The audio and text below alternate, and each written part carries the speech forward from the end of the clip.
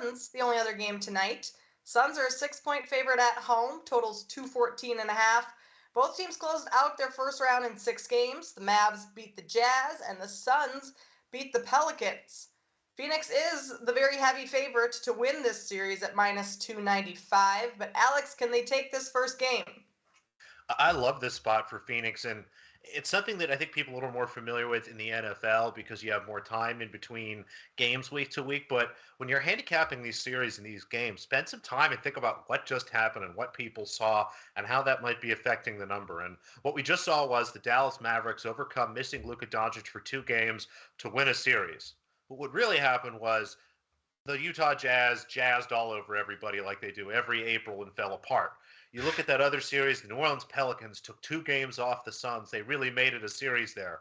Well, Devin Booker was in and out of the series. The Suns really struggle at the rim. I mean, they were so desperate for rim protection, they signed JaVale McGee this offseason, and they ran into a team that has good offensive rebounders, one of the better centers still left in the NBA in Valanciunas. It was just a bad matchup.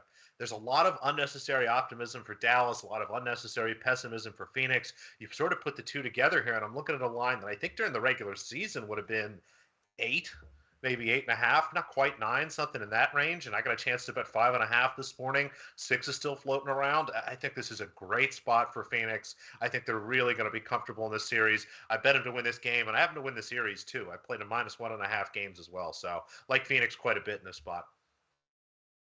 I like the under in this spot for game one.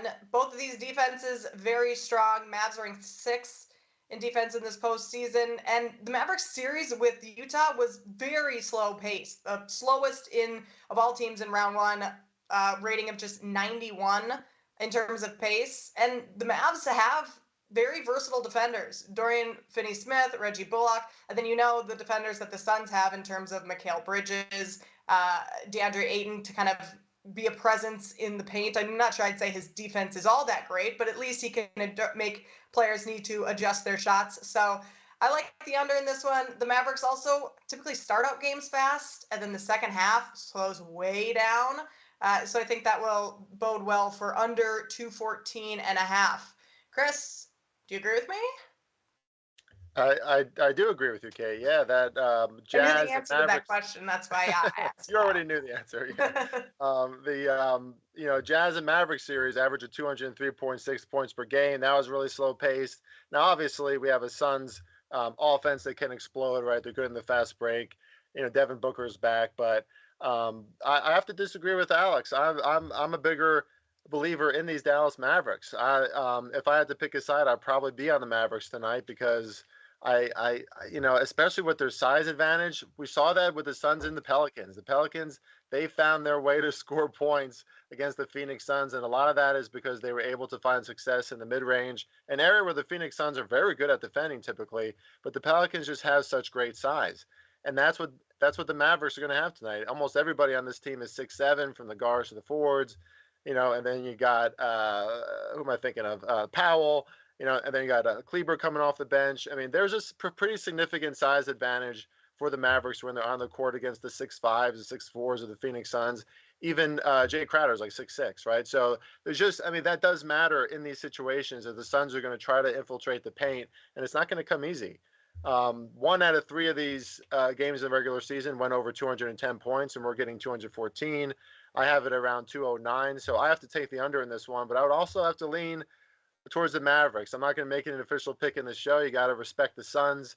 But this is a Mavericks team again. The second half of the year, they're kind of like the Celtics, but a lot of people are talking about the Celtics and no one's really talking about the Mavericks, and they just keep on proving the tenacity on defense, the way they can shoot threes.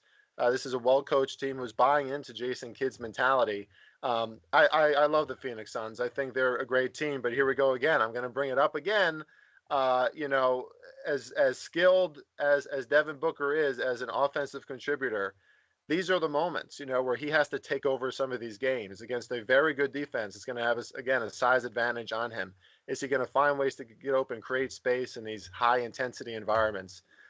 We'll see. Of course, it's in Phoenix tonight, but I think if the game is reliant on Booker, towards the end of this game, I still don't trust that he's going to take it. He's going to take the ball and run with it.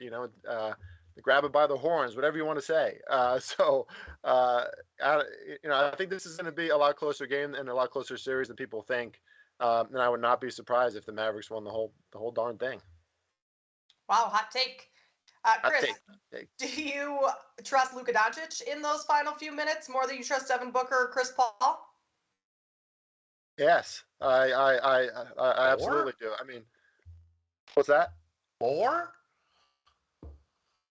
than, well, I can't say that it's more than Chris Paul. Chris Paul has been in these situations plenty times before, but Chris Paul is also, looking pretty tired at the end of these games too. I mean, he's not exactly a spring chicken anymore. I mean, I do trust Luka. We've seen him do it time and time again. He hasn't been as deep into the playoffs as Devin Booker has, right? So we can kind of rag on Devin Booker a little bit more, but I mean, Luka has a lot of things that Booker doesn't. He's been playing pro basketball since he's like 16. He's a lot bigger than Booker, has a size advantage. He can get into the paint and he can get over people and create shots. Devin Booker, don't get me wrong, he's an excellent offensive player. What he does game to game is phenomenal. But there's a difference between greatness and legends and champions and game to game, really good players. And I'm going to have to see it from Booker. That's all. And this is going to be a huge test. And if they get past the Mavs, they're probably going to face the Warriors, and that's going to be an even bigger test. So here we go. These are the conference semifinals for a reason. These should be fantastic games. All right, well, all three of us with a play in this one. Alex is going to take the Suns -6. Chris and I are going to play the under. And that leads right into some questions for today. Alex, over under 54.5 in the first quarter for Suns and Mavs tonight. Under, definitely under. I like where you guys are in terms of the unders there, and these series have definitely started slow. We've seen teams, especially in games one, comes out a little clunky, picks up a little bit in the second and third, and then things lock down in the fourth. So I definitely look towards unders early in these couple games.